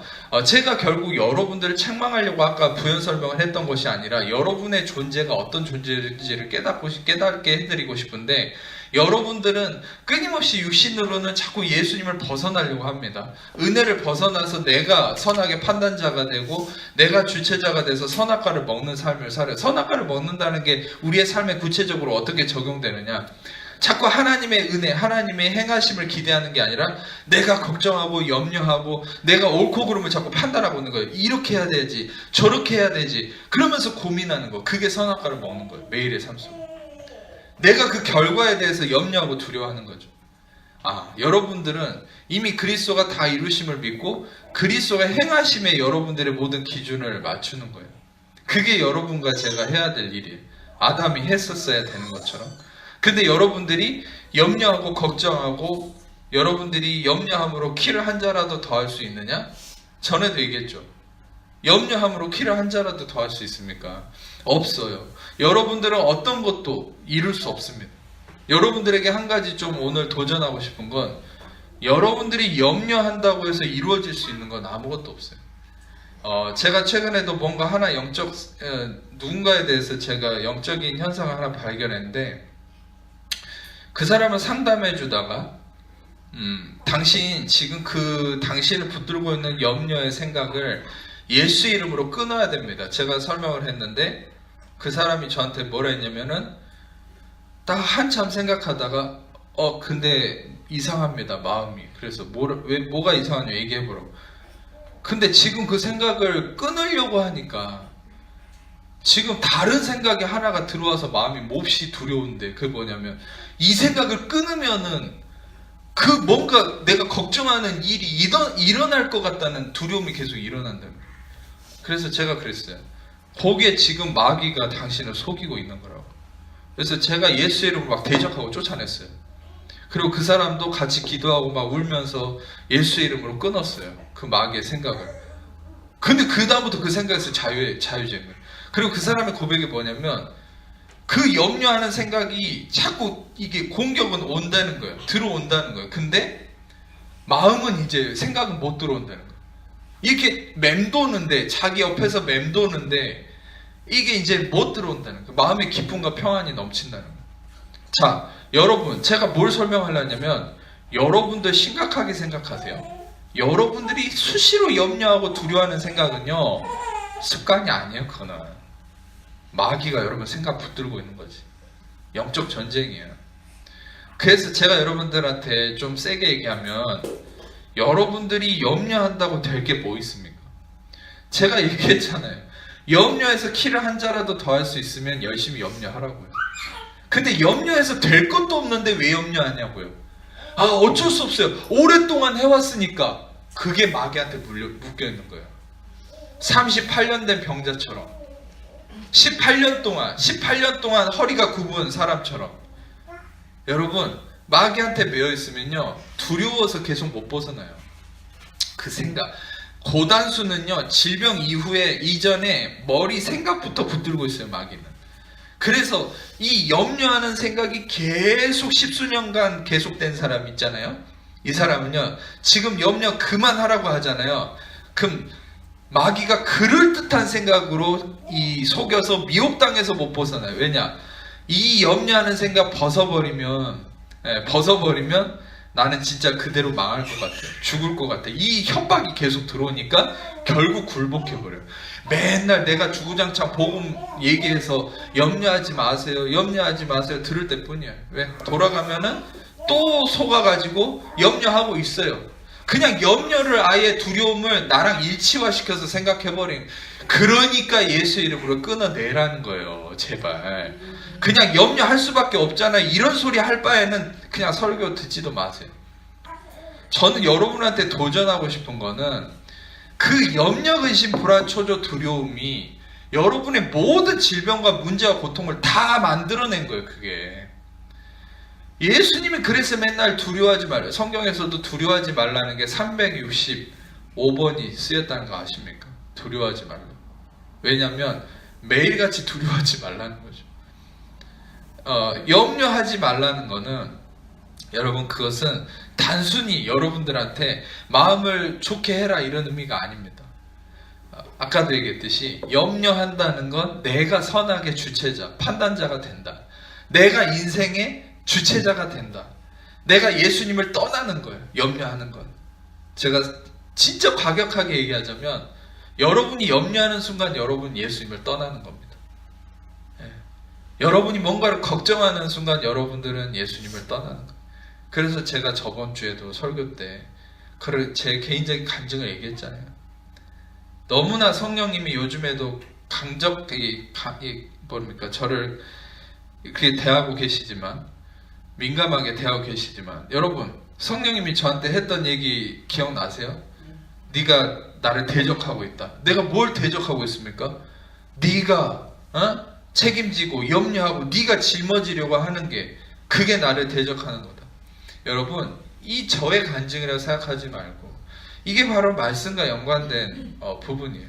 여러분들이 뭔가를 염려한다면, 걱정한다면 그것은 하나님을 넘어서는 행위를 하고 있는 거예요. 여러분들은 선악과를 먹는다는 걸 아주 먼 어떤 그냥 소설에 나오는 걸로 생각하지 마세요. 여러분 삶에 선악과를 먹을 수도 있고 생명나무를 먹을 수도 있어요. 생명나무를 우리는 먹어야 되는데, 생명나무를 먹는다는 건 뭡니까? 나의 염려, 근심, 불안, 초조, 두려움이 이미 예수 그리스도를 통해서 십자가에서 다 해결되었고 나는 그 십자가 안에서 이미 해결된 사람입니다. 예수 안에 있는 나를 자꾸 보는 거죠. 아멘. 마귀가 속일지라도 예수 이름으로 끊으세요. 마귀한테 선포하세요. 예수님이 다 이루셨다. 이 염려와 근심, 심지어는 그 염려를 중단하면 그 일이 일어날 것 같고 그 일 때문에 내가 죽을 것 같다, 그런 생각이 들면 그냥 죽어버리겠다고 결정하세요. 왜? 살아계신 야훼가, 생명의 근원 되신 야훼가 여러분 안에 계신데, 예수로 왜 죽을 것 같다고 속이는 마귀한테 넘어갑니까? 마귀가 항상 속이는 게 뭔지 아세요? 너 그러면 죽을 거야. 너 그 염려하다가 그만두면 그 일 때문에 넌 죽을 거야. 그러면 제발 여러분 안에 계신 생명이신 예수님을 의지하고, 그래 죽여봐. 내가 죽나 네가 죽지. 이렇게 협박을 하시란 말이에요. 마귀한테 빌빌 끌려가는 삶을 살지 말고 생명이신 예수의 이름으로 마귀를 대적하세요. 마귀를 대적하라. 그리하면 너희를 피하리라. 여러분, 저는 은혜를 설교하지만 영적 전쟁을 해왔던 사람이고, 영적 전쟁을 항상 예전에는 강의를 많이 했는데, 여러분들은 영적 전쟁을 하셔야 돼요. 여러분 하나님 다 영적 군사로 불렀어요. 근데 너무나 많은 성도님들이 안타까운 건 뭐냐면, 영적 전쟁을 하지도 않고 그냥 말씀만 들으면서 이게 해결이 안 돼요 이러는 거예요. 왜 해결이? 여러분, 베드로 전서를 통해서 그렇게 얘기했죠. 마귀가 우는 사자와 같이 삼킬 차를 너의 대적이 두루 찾는다. 여러분, 마귀는 휴가 안 가요. 마귀는 쉬지 않습니다. 물론 하나님도 쉬지 않지만. 근데 나는 율법주의가 이런 거예요. 나는 할 거 다 해놓고 그냥 이제 기도 10시간 했으니까 됐어. 기도 한 3시간 했으니까 이제 좀 쉬어야지. 이때 마귀가 오는 거예요. 그래서 무시로 성령 안에서 깨어서 기도하라. 늘 은혜를 붙들어라. 이 얘기를 하는 거지. 왜 해놓고 다 해놓고 이제 영적 생활 좀 했다. 그러니까 난 이제부터 염려해야지. 이제부터 내가 해야지. 그러면 그 순간 여러분이 이전까지 3시간, 10시간 했던 거 다 잊어먹는 겁니다. 그러니까 매 순간 말씀을 듣고 또 듣고 그 말씀을 묵상하고 마음으로 믿어 의에 이르고 입으로 시인해서 구원에 이르. 입으로 선포해라. 대적해라. 대적 기도하고 예수의 이름으로 마귀를 대적하고 쫓아내고. 여러분, 그러니까 여러분이 생각해 보세요. 이 땅을 산다고 똥파리 없어집니까? 똥이 있는 곳에 똥파리가 있어요. 야, 엄청난 진리죠. 똥이 있는 곳엔 똥파리가 있다. 여러분들 안에요, 이 세상은 똥이 가득 찬 세상인데 여러분들한테 똥이 튄단 말이에요. 맨날 똥이 튄다는 게 뭐예요? 염려, 근심, 불안, 초조, 두려움이 막 이렇게 튀죠. 남편을 통해서, 자녀를 통해서, 삶을 통해서, 사회를 통해서 똥이 계속 튀어요. 냄새가. 그러면 똥파리가 꼬여요. 근데 어떤 분들은 왜 똥파리가 존재하는 겁니까? 똥파리를 없애주세요 하나님. 그 응답 안 해요 하나님. 똥파리는 예수님이 이 땅에 오셨을 때 마지막에 무적행으로 다 쳐넣어버리는 하나님 계획이지, 그때까지 똥파리가 있어요. 똥파리가 뭐겠어요? 마귀지. 근데 여러분, 마귀 다 없애주세요 이런 기도 응답 안 됩니다. 왜인 줄 아세요? 마귀를 없앨 이미 승리자의 권세가 여러분한테 있으니까. 마가복음 16장에 얘기한 것처럼 믿는 자에게는 표적이 따르리니 그들이 내 이름으로 귀신을 쫓아내며 새바가나 바라며 무슨 독을 마실지라 해를 받지 않으면 병든 자에게 손을 얹은 나으리라. 믿는 자에게는 표적이 따르리니 내 이름으로 귀신을 쫓아낼 수 있다. 마가복음 16장에 그렇게 얘기하잖아요. 여러분, 여러분들이 아셔야 될 것은 여러분들 안에 이미 귀신을 쫓아내고 병을 낫게 하고 무슨 독을 마셔도 해를 받지 않고 새 방언을 말하는 하늘의 권세가 있어요. 영접하는 자 곧 그 이름을 믿는 자에게는 자녀가 되는 권세를 주셨으니 의의 권세가 여러분 안에 있어요. 여러분 그 권세를 활용하셔야죠. 어떤 분들은 그래요. 귀찮아. 그것도 율법 아니에요? 그러면 여러분, 제가 전에도 비유했듯이 여러분들이 타고 싶은 차가 있습니까? 여러분들한테 BMW 차를 아우디 A8을 딱 키를 줬는데 목사님이 은혜를 설교하셨어. 나는 이거 운전하는 것도 율법이야. 행위니까 나는 운전 안 할래. 하지 마세요. 그 차 키는 그러면 남이 가져가겠죠. 예? 그거 나한테 주세요. 차 키. 내가 운전하게. 중요한 건 하나님이 이 활용할 수 있는 능력과 권세를 주셨는데 그거 귀찮다고 이것도 행위라고 안 합니까? 여러분, 제가 한 가지 중요한 원리를 설명하면, 은혜를 설교한다고 해서 행위 자체를 무시해버리면 여러분들은 그게 큰 오류에 빠지는 이유가 뭐냐면, 거지와 왕의 비유를 들었잖아요. 거지는 하루를 살기 위해서 노력을 합니다. 살아남기 위해서 노력을 해요. 근데 그러니까 뭔가 내가 뭡니까? 얻기 위해서 노력을 하죠. 밥을 얻기 위해서, 돈을 얻기 위해서, 거지는. 근데 왕은 이미 가졌기 때문에 힘을 발휘하고 행동을 합니다. 이미 다 가졌기 때문에. 여러분들은 거지가 아니라 왕이에요. 너희는 왕같은 제사장이요 거룩한 나라 그의 소유된 백성이니. 그러니까 여러분들은 왕인데, 그 말은 뭐냐면, 예를 들어서 기도를 해도 뭔가를 얻어내기 위해서 기도를 한다면 거지예요. 미안한 말이지만 거지 근성이 그는. 기도를 해도 뭔가를 하려고 자꾸 목적을 이루려고 기도한다면 율법주의에 빠져있는 거지 근성의 기도예요. 그는. 정확하게 들으세요.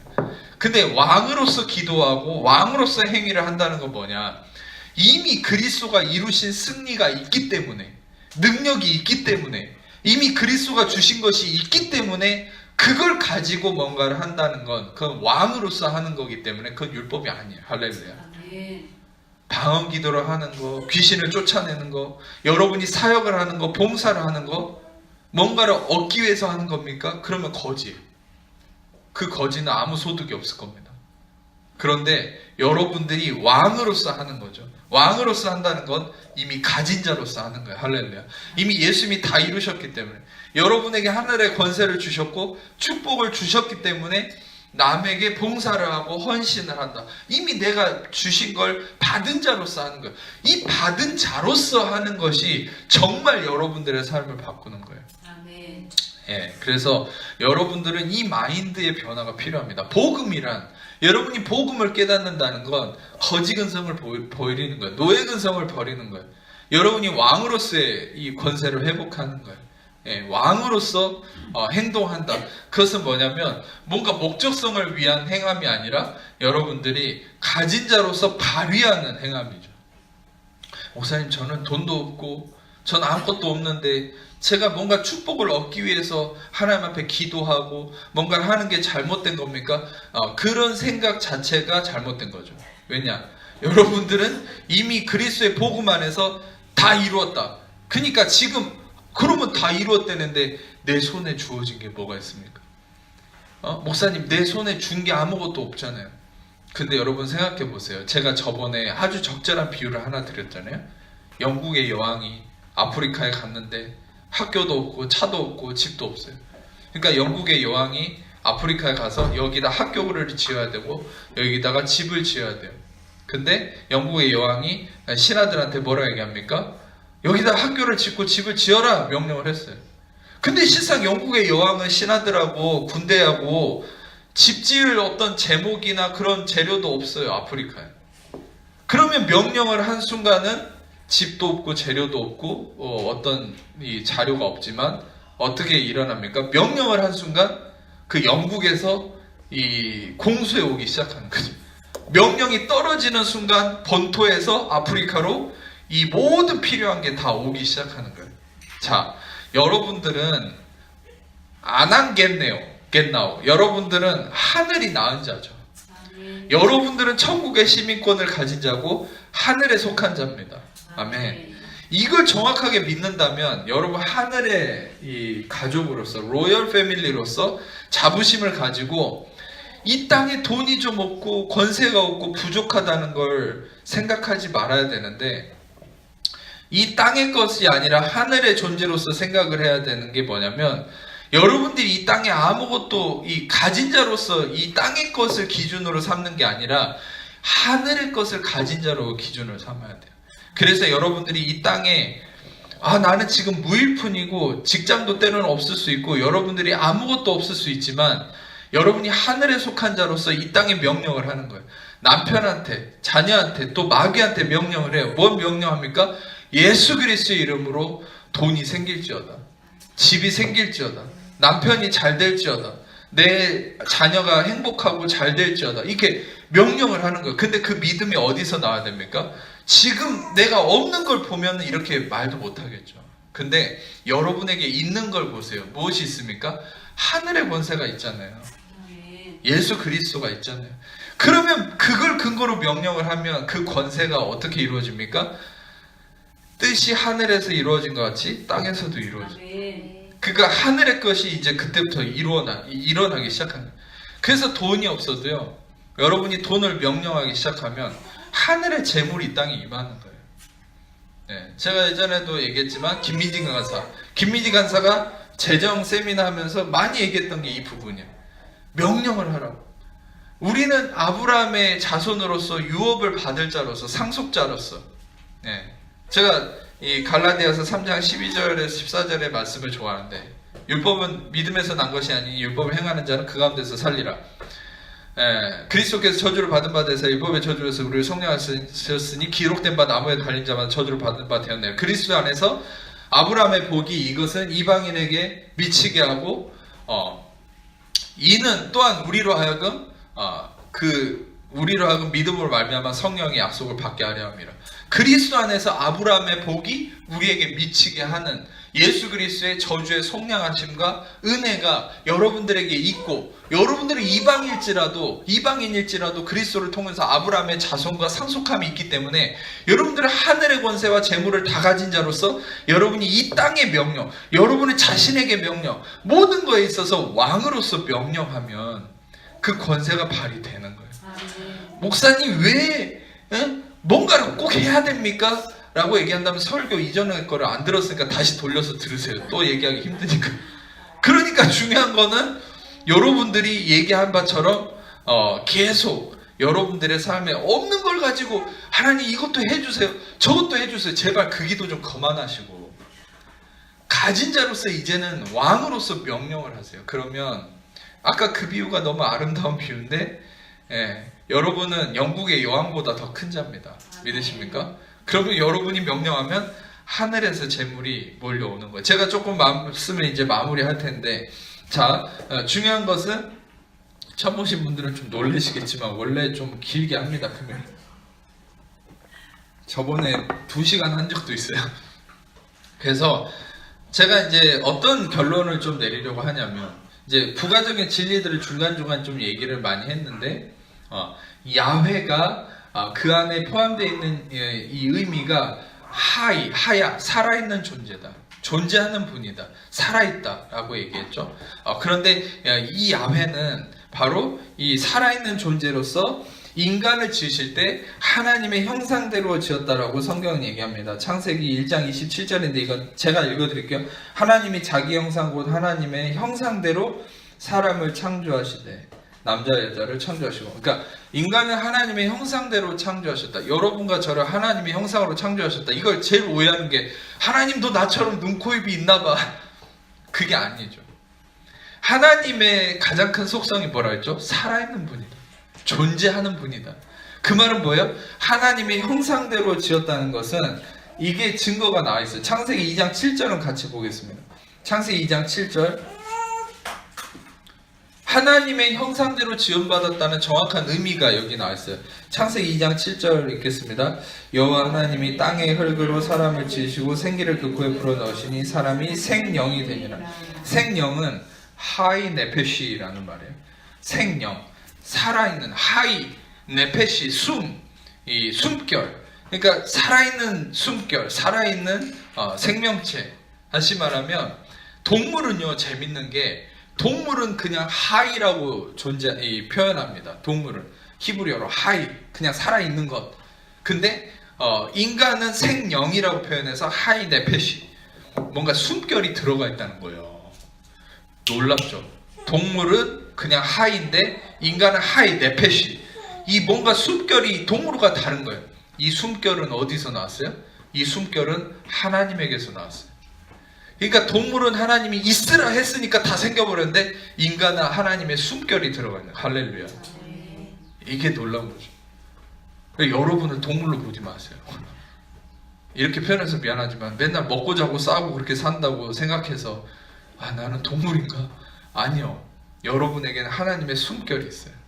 여러분 하이 네페시. 어떤 분들은 나는 맨날 애기 낳고, 여기 애기 엄마들이 좀 있으니까 나는 맨날 남편 뒷바라지만 하고 맨날 애기 낳고 나는 집안일만 하고 난 기계야, 난 동물이야. 이 낮은 자존감의 여성분들이 많잖아요, 우리 주부님들. 근데 여러분들 이 말씀을 통해서 자존감이 회복이 될 거예요. 여러분들은 하나님의 숨결이 있습니다. 여러분들은 남편 뒷바라지를 하고 자녀 뒷바라지를 하고 아기를 키우고 그렇게 기계처럼 산다 해도 여러분 절대 동물이 아니에요. 여러분 하나님의 숨결이 함께하는 고귀한 존재입니다. 아멘. 그래서 그 하나님의 숨결이 존재한다, 즉 살아있다, 살아있는 사람이다 라는 게 바로 하나님의 형상의 특징입니다. 이게 하나님의 형상을 언제 잃어버렸어요? 선악의 주차자가 되고 나서 너는 타무트, 너는 죽는다 했을 때 이 생명을 잃어버렸죠. 인간은 흙이니 흙으로 돌아가라. 죽음. 다시 말하면 하나님의 형상을 잃어버린 순간 인간은 생명이 떠나갔죠. 생명나무를 먹지 못했어요. 그런데 예수님이 또한 다시 오셔서 어떻게 하셨습니까? 내 살을 먹고 내 피를 마시는 자는 아이오니오스, 영원히 살리라. 영원히 산다. 다시금 이 하나님의 형상이 회복돼서 살아있는 자가 된 것인가요? 그러니까 인간이 살아있다라는 거는, 그것은 다시 말하면 이 지금 살덩어리가 살아있는 그 의미만을 얘기하는 게 아니에요. 인간이 살아있다는 건 하나님의 형상으로서의 살아있음을 얘기하고, 이 인간이 살아있음의 의미가 뭐냐? 다시 말하면 그리스도의 생명이 있는 존재다라는 거예요. 제가 부가적인 설명을 하자면 죽음과 삶의 기준은 숨이 붙어있고 안 붙어있고의 의미가 아닙니다. 여러분, 단순히 숨이 붙어있고 안 붙어있고의 의미가 죽음과 삶의 의미라면요, 그러면 천국과 지옥을 왜 죽음과 영원한 삶이라고 얘기하겠어요? 진정한 생명, 진정한 죽음, 이 기준은 어디에 있냐? 생명이신 예수 그리스도에 있는 거죠. 왜입니까? 요한복음 14장 6절입니다. 요한복음 14장 6절. 요한복음 14장 6절 말씀을 읽겠습니다. 시작. 예수께서 이르시되 내가 곧 길이요 진리요 생명이니 나로 말미암을 자는 아버지께로 올 자가 없느니라. 아멘. 길이요 진리요 생명이니 엄청나게 잘 아는 말씀이죠. 히브리어는 아니하 데렉 아니하 에멧 아니하 하이. 그래서 생명이다. 내가 생명이다. 에고 에이미 조에. 근데 여기서 중요한 건 생명나무라는 창조했을 때 에덴 동산에 있었던 생명나무라는 이 생명나무를 먹고 영원히 살았거든요. 이건 예수님을 얘기하는 거죠. 근데 생명나무는 에츠하하임이거든요. 근데 예수님을 자신을 하임이라고 표현하셨죠. 내가 생명이다. 내가 하임이다. 다시 말하면 예수님을 먹었을 때만 영원히 생명이 존재하는 살아있는 자가 된다. 그래서 기준은 항상 예수님이에요. 그래서 여러분 이렇게 보셔야 돼요. 여러분이 아무리 삶이 죽은 것 같고 염려가 있고 근심이 있었어도요, 여러분 안에 예수님이 존재하는 거, 예수님으로 말미암아 구원받고 예수님이 여러분 안에 계시는 거를 항상 확인하세요. 그러면서 여러분이 살아있는 자라는 이 하나님의 형상을 확신하세요. 아멘. 마귀가 여러분을 속인다니까요. 똥을 튀게 하고 염려, 근심, 불안, 초조, 두려움을 주고, 그래서 내가 죽었다. 그러면서 잘못되면 그게 이제 죽어야 돼. 이런 식으로 생각하는 거예요. 아니요.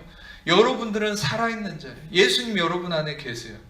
그래서 여러분들의 예수님이 여러분 안에 계시기 때문에 여러분들은 살아있는 자고, 살아있는 자로서 여러분들은 진정한 하나님의 형상인 것입니다.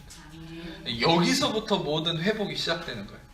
막 찌릿찌릿하고 뭔가 체험이 있는 그게 회복의 시작이 아니라 여러분들의 회복의 시작은 이 예수님이 내 안에 계신다. 예수님이 생명의 기준이다. 고로 나는 살아있는 자다.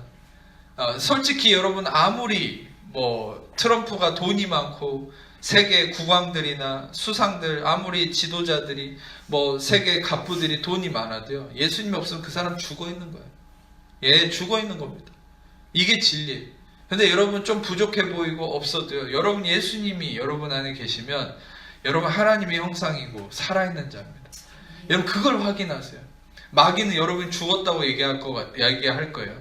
여러분이 무너졌다 얘기할 거예요. 그럴 때마다 생명의 근원이신 예수님을, 여러분 안에 계신 예수님을 생각하세요. 예수님이 내 안에 있어. 제가 예수님을 생각하라는 건 성화에 나와 있는 그런 예수님의 그림을 그리라는 게 아니라 이 말씀을 기억하라는 거예요. 예수님이 내 안에 계셔. 예수님이 생명이야. 생명이신 예수님 내 안에 있기 때문에 나는 살아있어. 나는 승리했어. 예수님이 있기 때문에 나는 어떤 죽음, 여러분 살아있다는 게 왜 중요한 의미인 줄 아세요? 그는 죽음이 나에게 영향을 미치지 못한다는 거예요. 죽음이 영향을 미치지 못한다는 건 죽음의 영향이 나에게 힘을 쓸 수 없다. 그건 뭐냐? 다시 말하면 아까처럼 염려, 근심, 불안, 초조, 두려움, 삶의 문제, 질병, 고통, 이게 여러분들한테 영향을 미칠 수 없는 존재라는 거예요. 근데 여러분들은 왜 어떤 문제들이 다가옵니까? 그거는 여러분들의 매일의 삶 속에 똥이 튀니까 똥파리가 꼬이는 거죠. 그러니까 여러분들은 은혜의 말씀으로 여러분을 씻어내고 이 똥파리를 예수의 이름으로 대적하고 쫓아내는 작업, 영적 전쟁이 필요하다라는 거죠. 승리한 자로서 싸우라는 거예요. 아멘. 승리를 얻기 위해서 싸우는 게 아닙니다. 고린도서에서 2장 14절의 말씀처럼 우리를 거스르고 불리하게 하는 법정으로 쓴 증서를 지우시고 제하시고 십자가에 못 박아서 통치자들과 권세들을 무력하고 드러내고 구경거리고 삼으시고 십자가로 그들을 이기셨느니라. 아멘. 여러분들은 이미 십자가로 이기신 예수님이 여러분 안에 계시고, 여러분들은 영적 전쟁을 하는 게 승리하기 위해서 하는 게 아니라 승리했기 때문에 영적 전쟁을 하시는 거예요. 아멘. 이게 좀 이해가 안 되실 수 있어서 얘기하면, 왜 승리를 했기 때문에 싸우느냐, 그게 생각해 보세요. 아까도 여러분들 예를 들어서 이렇게 표현하면 조금 그럴라나요? 어떤 이 뭡니까 그 세계에서 제일 싸움을 잘한다는 사람이 있다고 쳐보세요. 싸움을 제일 잘하는데 자꾸 괴롭힙니다. 나를. 예? 그러면은 여러분 그리고 그거는 승리를 얻기 위해서 싸우는 게 아니죠. 내가 승리자니까 싸우는 거죠. 네. 승리를 보장받기 위해서. 다시 말하면 여러분, 이 말도 좀 아닌 것 같아요. 제가 말 실수를 했는데 승리를 보장받기 위해서가 아니라 그냥 승리했기 때문에, 승리자기 때문에 싸우는 거예요. 나를 자꾸 건드리니까. 여러분들은 승리자예요. 제가 계속 이비달토로 얘기하는데 여러분들 제발 패배의식을 갖지 마십시오. 예, 문제가 있다고 해도 이미 여러분 안에 계신 예수님이 너희가 환난을 당하라. 세상에서 너희가 환난을 당하라. 너희는 담대하라. 내가 세상을 이겼노라.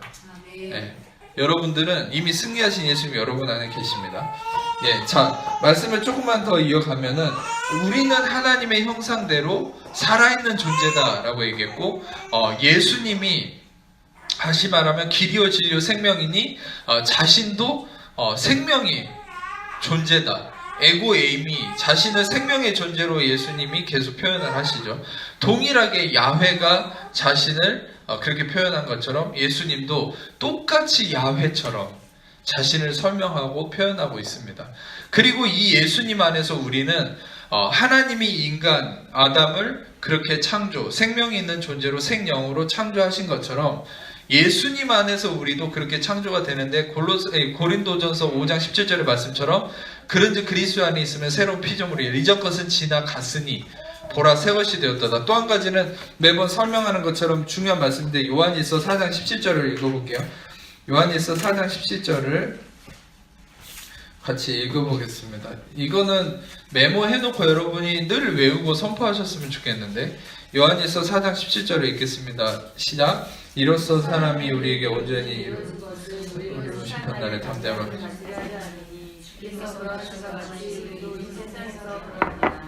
아멘. 자, 주께서 그러하신 것 같이 as he is, so are we in this world. as he is, 그가 그러하신 것 같이 나도 그러하다. 주님의 정체성이 우리의 정체성이 됐다. 이게 바로 새 창조입니다. New creation. 이게 바로 새 창조예요. 하나님이 첫 번째 창조에서는 인간을 생령으로 창조하셨는데 그게 취소되고 그게 이제 무너지고 다시금 완전한 창조가 그리스도를 통해서 이루어졌는데 New creation, 새로운 창조가 이루어졌을 때 그것은 어떻게 됐느냐? 그리스도가 모든 죄를 사하고 아담의 저주를 시포도주를 마심으로 인간의 유전적 죄, 아담의 저주를 끊었죠. 예수님이. 그러고서 다 이루었다. 테텔레스타이 쿨라 다 이루었다 하셨죠. 여러분 제가 한 가지 부연 설명 드리자면 이스라엘의 속담에는 이 유전적 저주에 대한 속담이 있다고 그랬죠. 아버지가 시포도를 먹으면 아들의 이가 시다. 이게 아담으로부터 이어진 유전적 저주에 대한 속담이에요. 그런데 예수님이 마지막으로 십자가에서 하신 게 뭐냐면 신포도주를 마시고 다 이루었다. 왜입니까? 그 유전적 저주를 끊으시기 위해서요. 그러니까 유전적 저주를 예수님이 끊으시고 나서 어떤 마무리를 지으신 거냐? 그것은 아담의 저주가 끝난 겁니다. 아담의 저주가 끝났다는 것은 뭐냐? 비로소 그 창조 때 아담의 어떤 형상을 잃어버렸던 하나님의 형상이 인간에게 다시 회복이 됐다는 거예요. 할렐루야. 인간에게 다시 회복된 하나님의 형상이 어떤 의미냐? 그것은 아까도 얘기했듯이 예수님의 정체성을 부여받게 됐다는 거죠. 예수님의 정체성, 주께서 그러하신 것 같이 우리도 그러하다. 새로운 피조물. 근데 예수님의 정체성은 뭡니까? 우리가 말씀을 하나 더 찾아보겠습니다. 마태복음 3장 17절 말씀. 마태복음 3장 17절 말씀 같이 읽겠습니다. 하늘로부터 소리가 있어 말씀하시되 이는 내 사랑하는 아들이요 내 기뻐하는 자라 하시니라. 예, 이는 내 사랑하는 아들이고 내 기뻐하는 자다. 예, 이게 예수님이 가진 하나님 안에서의 정체성이죠. 하나님이 사랑하시고 기뻐하는 자다. 여러분들은 어떤 정체성을 갖고 계십니까? 나는 권사, 나는 장로, 나는 목사. 저는 그것도 좀 때로는 웃기다고 생각해요. 하나님이 그냥 저를 만약에 비유를 한다면 어떤 목사님들 꼭 비유할 때 하나님이 그랬다고 그러잖아요. 저는 그 말씀 잘 못 믿겠어요. 그 사람들에게 이 목사야, 김 목사야, 하나님이 그렇게 얘기한다잖아요. 그 이상한 신뢰성 제로의 말입니다. 하나님 우리 그렇게 안 불러요. 하나님은 우리를 제방아 이렇게 부르죠. 내 사랑하는 아들아. 왜냐? 우리의 정체성은 예수님의 정체성이에요. 더도 말고 덜도 말고 여러분들은 딱 예수님의 정체성이에요. 그러니까 사랑할 수 있는 거예요. 여러분, 하나님의 마음은 이재방에 시시껄렁한 이게 있는 게 아니라 하나님 마음엔 예수님밖에 없다니까요. 근데 하나님은 어떻게 우리를 사랑할 수 있는 줄 아세요? 우리가 예수님화 되었기 때문에, 우리가 예수님의 정체성 그 자체가 됐기 때문에 하나님 우리를 사랑할 수 있는 거예요. 그건 어떤 의미냐? 하나님이 죄를 알지도 못하신 이를 우리를 대신하여 죄를 삼으신 것을 우리로 하여금 그 안에서 하나님의 의가 되게 하려 하심이라. 다시 말하면 예수님이 우리를 대신해서 십자가에서 죄가 되시고 우리가 예수님의 모든 의로움을 선물로 받아서 우리가 예수님의 정체성, 의의 정체성을 받았기 때문에 우리가 구원받음으로 말미암아 그 의의 정체성으로 하나님 앞에 맏아들이신 예수님과 차자인 우리로서의 관계 안에서 우리는 하나님께 예수님의 정체성으로 사랑받는 자, 기뻐함을 받는 자가 된 것이 여러분의 실존이에요. 그래서 여러분들은 여러분이 누구냐라고 했을 때 나는 목사입니다 이렇게 생각한다면 그 사람은 아직 하나님이 어떻게 자기를 생각하는지 정확히 모르는 거예요. 저는 실상 제가 이 목사라는 생각 별로 없어요. 제가 저를 직함을 목사라고 표현하지만 저 자신을 목사라고 별로 생각하지 않아요. 저는 어떻게 생각하냐? 하나님, 그리스도 안에 있는 이재방이라고 생각해요. 전 목사 안수 받고 나서도 목사라는 생각을 그렇게 크게 갖지 않습니다. 물론 그런 사명을 맡겨주신 건 감사하지만 그게 저의 정체성의 일부분 티끌만큼도 되지 않아요. 저는 그냥 하나님이 기뻐하고 사랑하는 이재방이라고 생각해요. 이게 복음이에요. 여러분도 여러분을 하나님 앞에서 어떤 직책으로 생각하면 안 돼요. 하나님은 여러분을 하나님이 기뻐하시고 사랑하는 바로 그 사람으로 생각하신다는 거예요. 네, 그 하나님과 관계가 중요한 것이죠. 그래서 여러분들 하나님이 아담을 형상으로 이루셨고 예수님이 우리를 그분의 기뻐하고 사랑받는 그분의 형상으로 다시 새 창조, 재창조를 이루셨다라는 것이죠. 그래서 여러분들은 그 의미 안에서 야훼가 예수님으로서 우리에게 이루신 이 은혜, 다시 말하면 아까 초반에 설명했듯이 여러분들은 누구입니까? 바로 예수님 안에 있는 존재이고 그 예수님은 바로 야훼를 이 땅에 보여주시고 온전히 이루시기 위해 오신 분이다. 그래서 여러분들은 오늘 말씀을 통해서 조금 더 요거는 조금 더 설명을 해드리고 싶은데, 자, 아까도 제가 처음에 설명했듯이 야훼라는 이름을 많은 유대인들이 오해를 했다고 그러잖아요. 왜 오해를 했는지 고린도 후서 3장 14절에서 16절 말씀,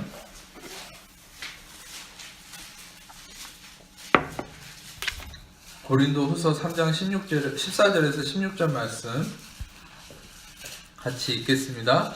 그러나 그들의 마음이 완고하여 오늘까지도 구약을 읽을 때 그 수건이 벗겨지지 아니하고 있으니 그 수건은 그리스도 안에서 벗겨지고 오늘까지 모세의 글을 읽을 때 수건이 마음을 덮어두다. 그러나 언제든지 주께로 돌아가면 그 수건이 벗겨지고.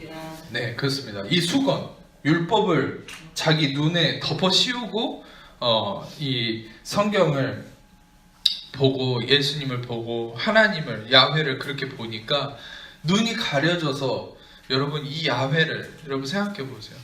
우리는 심지어 야훼의 이름의 의미까지 깨달아서 예슈아라고 알고 있는데 유대인들은 그냥 두려움에 사로잡혀서 율법에 매여서 저주에 묶여서 눈이 가려져서 여기서 뭐라고 얘기합니까? 완고하다.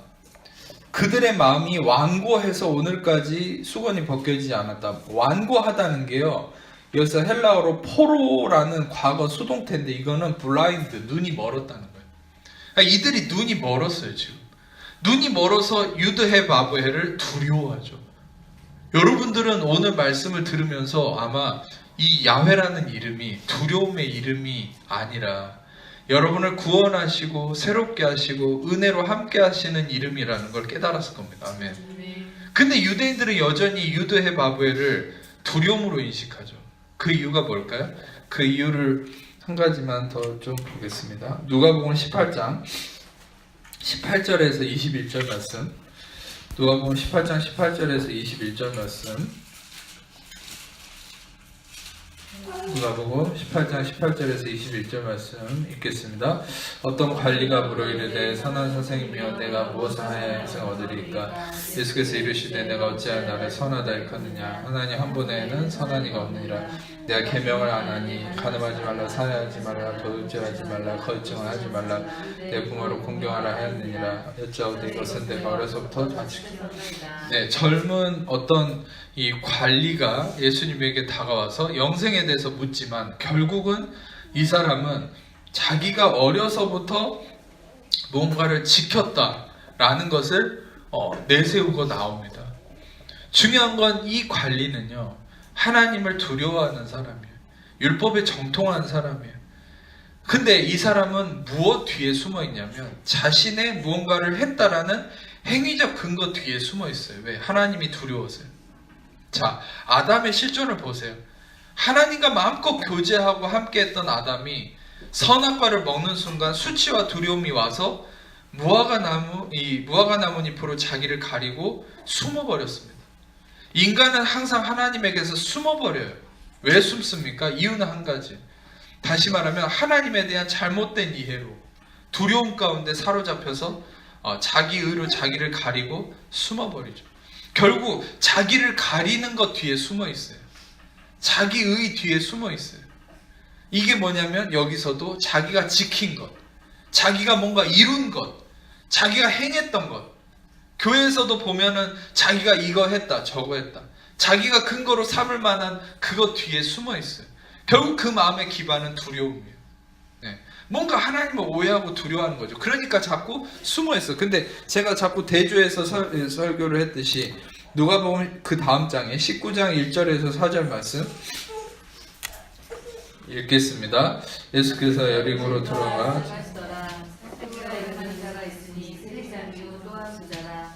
예수께서 어떤 사람인가 하여 보고자 하되 키가 작고 사람이 많아 할 수 없어 앞으로 달려가서 보기 위하여 돌 무화과 나무에 올라가니 이는 예수께서 그리로 지나가시게 되리로라. 네, 여기서 삭개오는 전장의 관리랑 다르게 죄인이고 하나님 앞에 의롭지 못했던 어떤 그런 사람이었지만 이 사람이 예수님을 갈망하기 시작합니다. 의를 갈망하기 시작하죠. 그래서 중요한 것은 그 예수님을 갈망하는 게 중요한 게, 다시 말하면 자기의 지금의 형편과 아무 상관없는 거. 오히려 관리는 사람들한테 인정받았을 거예요. 사랑받고. 그런데 그는 하나님에 대한 잘못된 마음, 자기 어떤 의에 사로잡힌 삶 때문에 그 자기가 지킨 것 뒤에 숨어서 하나님을 피해 살았는데, 결국 이 관리는요 18장 다 끝까지 읽지는 않았지만 결국 이 관리는 어떻게 됩니까? 예수님이 네 재산을 다 가난한 자에게 주어라 하니까 부자임으로 근심하고 돌아갔다고 그래요. 결국 예수님을 떠나게 되죠. 멀어지게 됩니다. 피하게 됩니다. 그런데 삭개오는 아무리 죄인이고 허물이 있고 부족한 사람이지만 의를 갈망하고 예수님을 갈망한 사람은 어떻게 됐습니까? 이 돌무화과 나무, 뽕나무 위에 올라가서 예수님을 직접 보죠. 다시 말하면 이 사람은요, 두려움에 의해서 하나님을 피해 다니지 않습니다. 자기를 가리고 있지 않습니다. 자기가 허물이 많고 죄악을 많이 저지르고 세리는 도둑놈이라 했잖아요. 도둑질하고 민족의 세금을 도둑질하는 악한 자임에도 불구하고 뭔가 뒤에 숨어 있지 않아요. 지금 오히려 키가 작아서 무화과 나무 위에 올라가서 돌무화과 나무 올라가서 예수님을 보고 예수님에게 다가갑니다. 여러분, 이게 놀랍지 않습니까? 무엇의 차이입니까? 유대인들은 유드해 바브엘을 두려워서 자기의 경건성 뒤에 숨어서 하나님을 멀리하죠. 그러니까 예수님 구원을 경험하지 못했어요. 근데 우리는 그리스도 안에서 의를 경험함을 통해서 우리는 그 의로움 안에서 이제 오늘 말씀을 통해 유드해 바브엘가 뭔지를 깨달았잖아요. 네, 말씀 한 가지 참고로 로마서 9장 30절에서 33절 말씀. 로마서 9장 30절에서 33절 말씀을 읽겠습니다. 로마서 9장 30절에서 33절 시작. 그런지 우리가 무슨 말하여 의를 따르지 아니한 이방인들이 의를 얻었으니 곧 믿음에서 나누어 의의 법을 따라간 이스라엘이 율법에 이르지 못하였으니 어찌 그러하냐. 그들이 믿음을 의지하지 않고 행위를 의지함이라. 뜻이 돌에 부딪혔느니라. 기록된 바 보라 내가 걸림돌과 거치는 바위를 시온에 두더니 그를 믿는 자는 부끄러움을 당하지 아니하리라. 네, 다시 말하면 율법을 의지하고 따라갔던 이방인이 유대인들은 의에 이르지 못하고 원래 죄악 가운데 있었던 이방인 여러분과 저죠. 우리는 어떻게 의에 이르러냐? 그것은 믿음으로 나아갔기 때문에, 예수 그리스도의 믿음이 있기 때문에. 그러나 자신의 행함을 의지했던 유대인들은 유드의 바브에서 멀어졌다. 예수님에게서, 야훼에게서 멀어졌다. 우리는 야훼 안으로, 예수 안으로 들어갔다. 무엇 때문입니까? 바로 그리스도의 은혜의 믿음 때문에. 하지만 여러분과 저는 이 은혜의 믿음 안에 있습니다. 여러분들은 아무리 삭개오와 같이 허물이 있고 부족함이 있어도, 깨어짐의 아픔이 있다 할지라도 우리는 소망이 있는 것은 우리 안에는 바로 이미 다 이루신 예수아가 우리 안에 있고, 여러분들 그 예수아를 통해서 야훼에게 이른 자가 되었기 때문이죠. 여러분들은 더 이상 하나님을 오해할 자가 아닙니다. 하나님을 모르는 자도 아닙니다. 여러분 안에 예수님이 있기 때문에 여러분 하나님을 아는 자가 되었어요. 단지 모르는 것처럼 오해하고 사는 것이 있을 뿐이지 여러분 하나님을 아는 자예요. 더 이상 진리를 알기 위해서 방황하지 마세요. 그냥 여러분들이 예수님이 여러분의 생명이시고 여러분의 의가 되시고 여러분의 주체자가 되시며 여러분의 존재 그 자체가 되심을 여러분이 받아들이세요. 예수님은 어떤 분이십니까? 예수님은 유드해 바브해. 예수님은 언약의 하나님. 예수님은 여러분을 위해서 십자가의 대가를 치르셔서 여러분의 허물을 사하시고 여러분의 의를 이루신 분. 여러분의 구원을 이루신 분. 여러분이 죽고 나서 천국 가는 티켓이 아니라 이 땅에서의 모든 질병과 고통과 문제에 대한 구원을 다 이루신 분. 여러분의 승리가 되신 분. 여러분의 능력이 되신 분. 여러분이 바로 그 예수 안에 있는 존재라는 걸 깨닫고 그 믿음으로 승리하는 삶이 되기를 축복합니다. 기도하겠습니다. 하나님, 오늘 말씀을 통하여서 진리에 이르는 또 지식과 우리가 또 하나님을 오해하지 않고 그리스도를 통하여서 야훼 하나님이 얼마나 우리를 사랑하시며 언약의 하나님으로서 우리와 함께 하시는 분이신지를 진리 안에서 깨닫게 하심에 감사합니다. 우리 모든 하나님의 성도님들 한 명 한 명 성령님이 깨우쳐 주시고 인도하셔서 온전한 하나님과 관계 안에 예수 안에서 날마다 승리하는 우리 모든 믿음의 백성들 되게 하옵소서. 감사드리며 예수